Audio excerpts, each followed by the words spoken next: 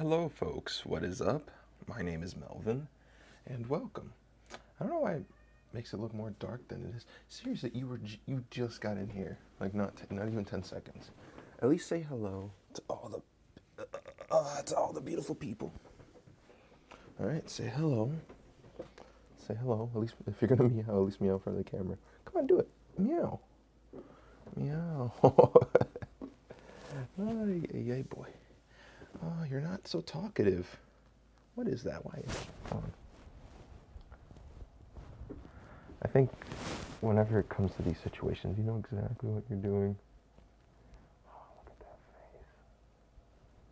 face. Oh, you're not letting me pay. Oh, yeah, let me pay. But you are a little annoying. But part of that is because you want to eat. Baby boy wants to eat, and he's not being fed yet, right? That's what it is. You're a good boy, though. All right, I'll let you out. You gotta stop wanting to come in then if you're just gonna leave. That should be a crime. Go. He'll come in and close the door, and then literally a minute later he'll want to leave. It's like that used to not be his personality, but now it is. I guess we just gotta roll with those punches, you know. Anyways, thank you so much for joining and listening. I feel like this is going to be a very important episode. At least it should be. If I don't do a good job of explaining it or describing it, then I guess that's my fault. But anyways, I want to talk about meditation. I'll give you a brief history about me meditating, and then we'll do a session together. You'll see how I do it. But meditation for me, so this requires a little backstory for me personally. So 2019 was a very difficult year for me. Just in a lot of things were just not going my way. I graduated college, but before that, I was trying to find jobs in my field, and I just wasn't able to. I wasn't successful in that department, and yeah, it really messed with my head. And then it didn't help that I kind of worked my butt off for my capstone project. So I was just feeling so exhausted. So the exhaustion mixed with just like, oh, I'm not working. It wasn't a good combination, actually. It was actually a really bad combination. It really messed with my head. And essentially what happened was I just kind of lost my self-worth throughout that year, and it just made it to the point where I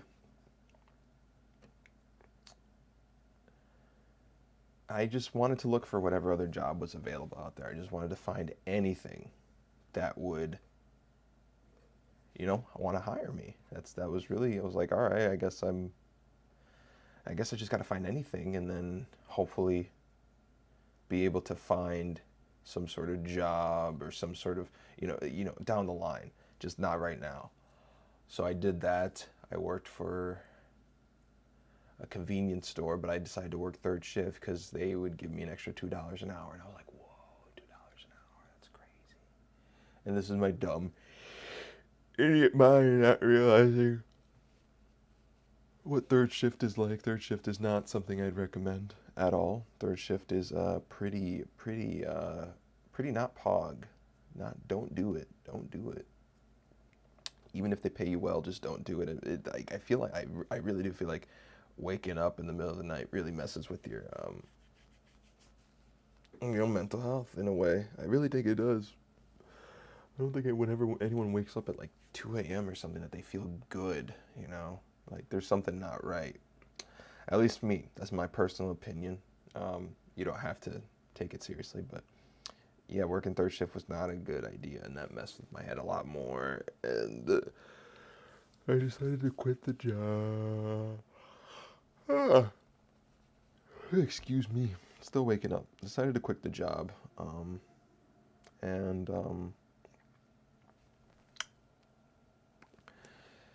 yeah, and that's when I realized, well, before quitting the job, I realized like I'm not happy. I'm the a complete opposite of happy. I am at a point where my just nothing is going right for me, and um, if things don't change, I don't want to think about the worst case scenario, but you know, maybe it's down the line, suicide would be more justified. That was my train of thought. So, as soon as I had the opportunity, um, I went to try to seek therapy as soon as I could, because I knew that wasn't right for me. And I tried doing everything in my power to make my life better, easier, calm, anything like to get my life into the right direction. I tried doing that. And yeah, you know, 2020 was a very big and important year for me because of those reasons, because I took action where I needed it, and I'm very proud of myself for that. Um, but I didn't keep up with meditation or therapy to this day. When I decided to go to therapy, that was at the same time where I was quitting my job. So I was able to get therapy, at a much reduced price because I didn't have a job. And um, I was able to keep therapy going because when I moved to Madison, Wisconsin, I decided, like, the same thing. Well, it wasn't the same thing. I wasn't making enough money. I was making, I wasn't making a lot of money when I moved to Madison. I was making so little money.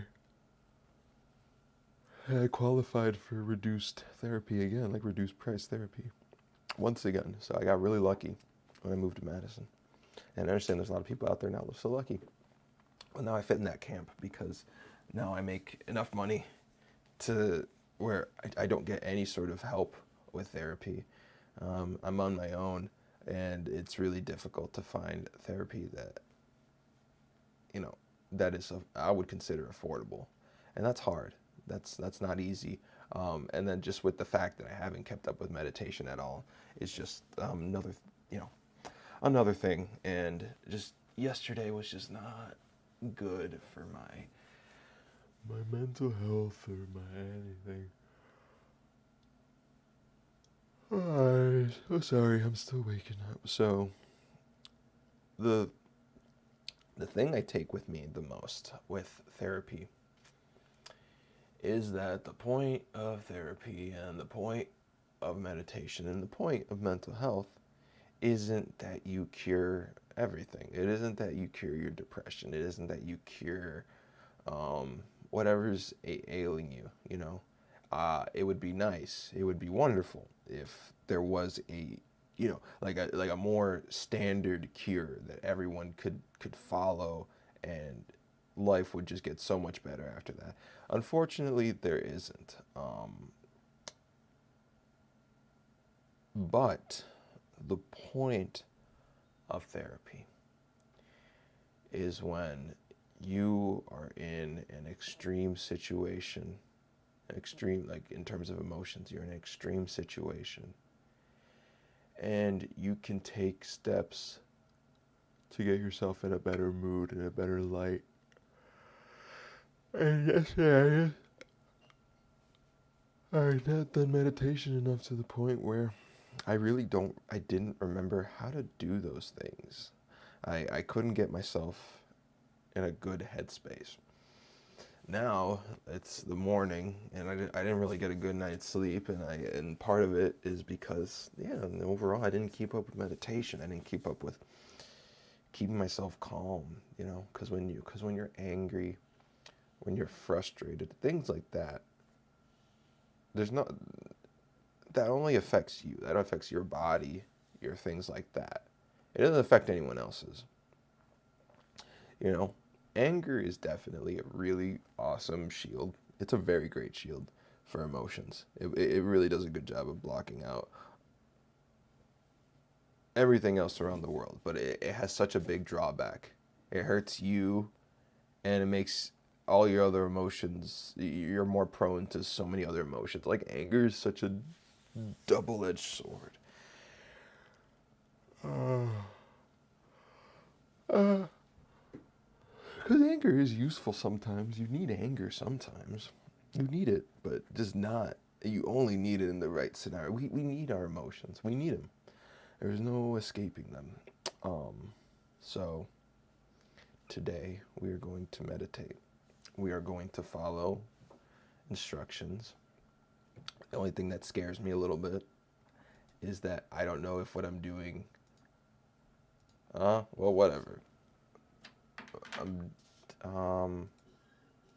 Let me see, maybe I can just find one.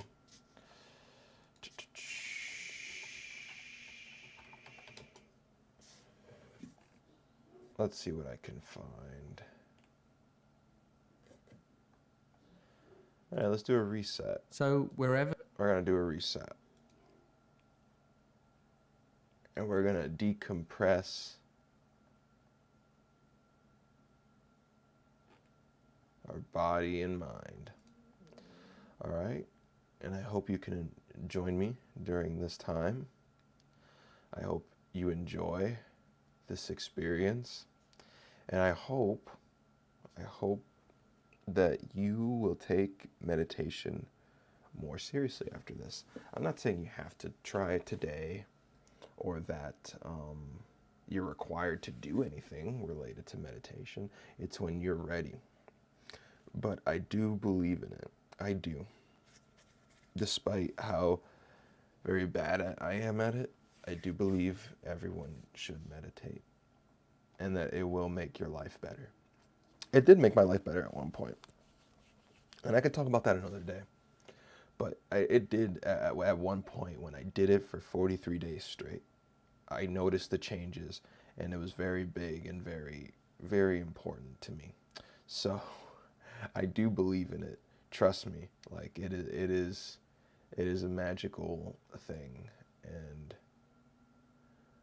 we are going to. wherever you are. So wherever you are right now, I'd just like you to just take a moment to get comfortable. Doesn't matter whether you're parked in a stationary car, sat on a train somewhere, maybe you've just arrived home, maybe you haven't left work yet. Whatever it is, wherever you are, just taking a moment to sit comfortably. Don't have to be fully upright, but at least sat in a position which will allow you to find that balance of focus, relaxation, sense of ease in both the body and the mind. And as you sit there, just take a couple of nice big deep breaths, breathing in through the nose and out through the mouth.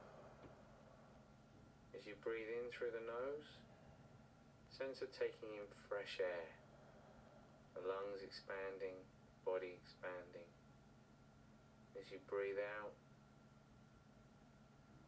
sense of letting go of whatever been going on for you today. Feeling the muscles in the body soften as the body exhales. Just a couple more times, taking deep breaths in through the nose and out through the mouth.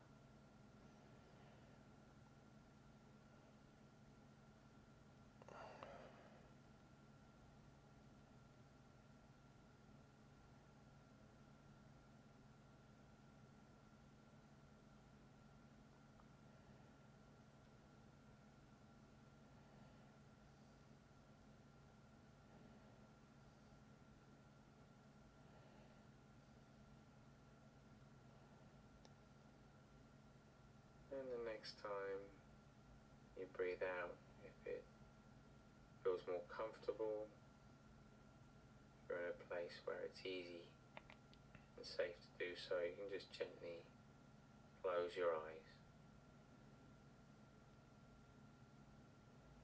And as you sit there, just enjoy initial sense of having just put everything down, having left everything behind. And just that feeling of being present again, noticing the sensation of the body pressing down. Is the seat, the chair beneath you. It's that feeling of being grounded, the feet on the floor, the hands and the arms on the legs.